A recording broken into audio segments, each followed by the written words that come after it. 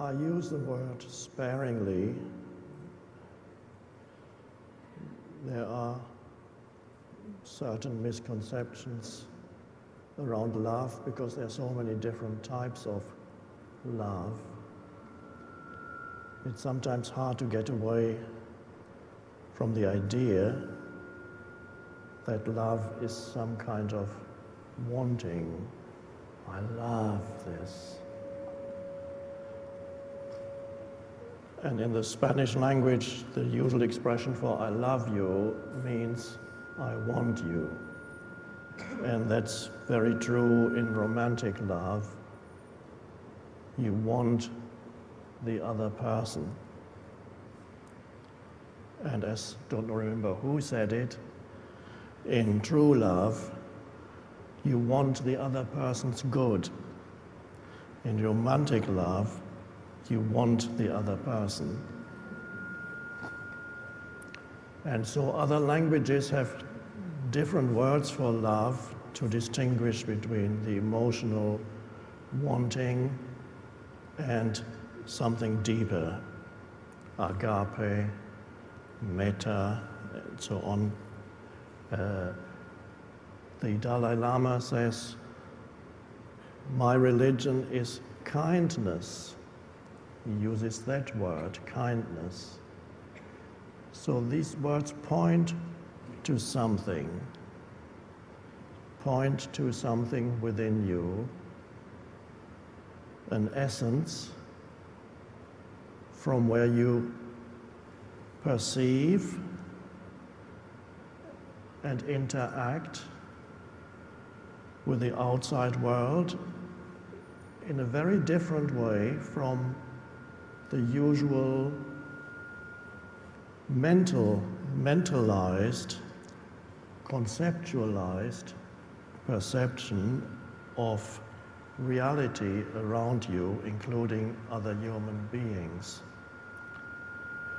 The usual way to relate for people who have not awakened to that deeper level that I often call essence, or your essence identity, the usual way is to relate to other human beings through mental concepts or judgments.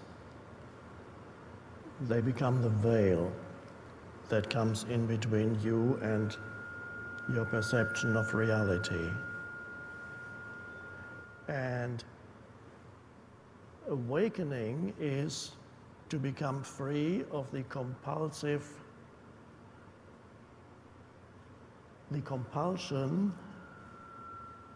to judge continuously, to interpret continuously, to label and name continuously what's around you and whoever you are with.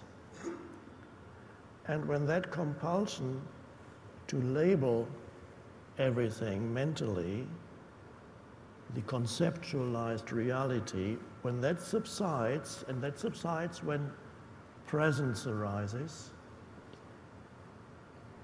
then you sense something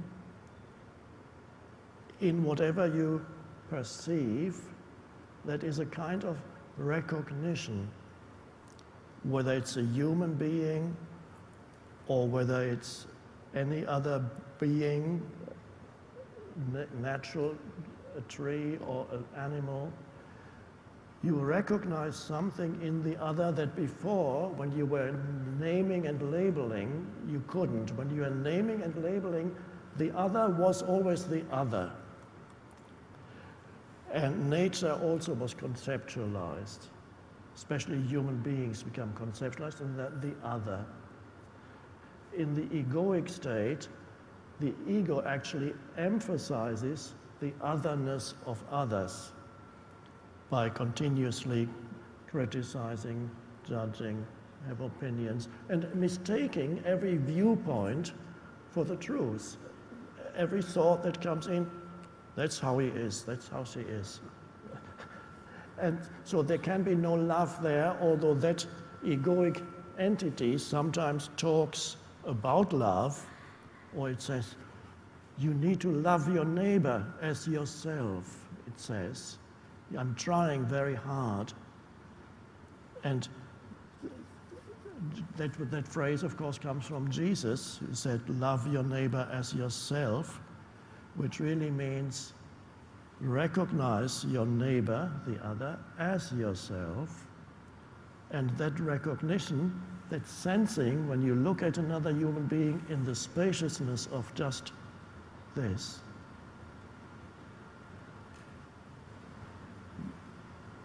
That's sometimes call that the formless dimension. What you're looking at is form. What you're looking at is the physical body, and also what you are perceiving is the mental form, the psychological form of that person.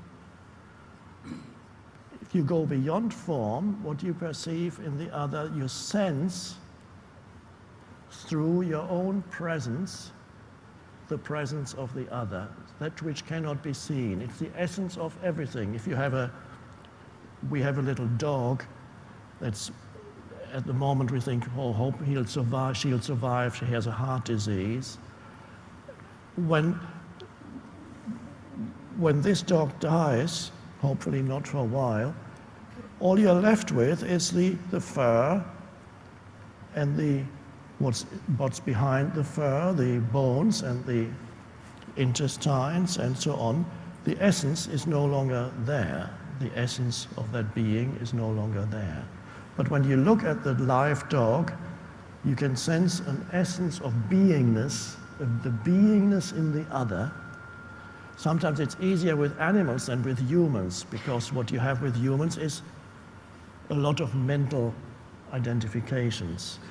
So you sense the beingness because you sense your own beingness, and that's the heart sometimes. I don't use that very often, but that you could call that perceiving from the heart. You use the word more often. Perceiving from the heart is to perceive from the beingness. And then you sense the beingness of the other.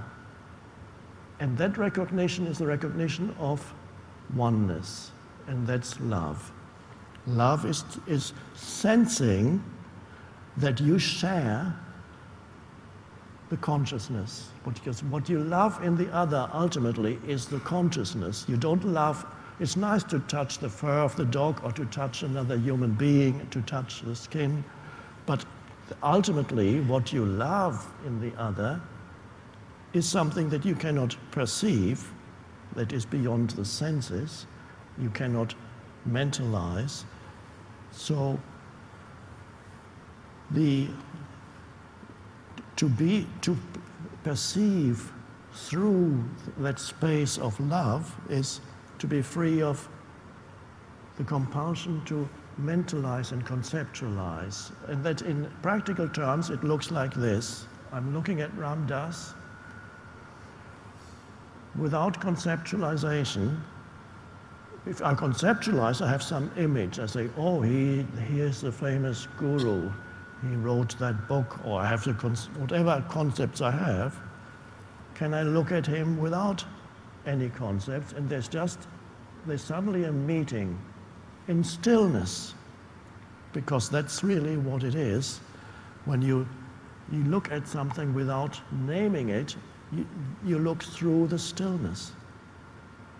And I'm inviting, I know he's already in stillness, and I'm inviting everybody here at this very moment to perceive and look the totality of this room, the environment, whatever is around us, not through any naming, but through simple, the alert space of stillness.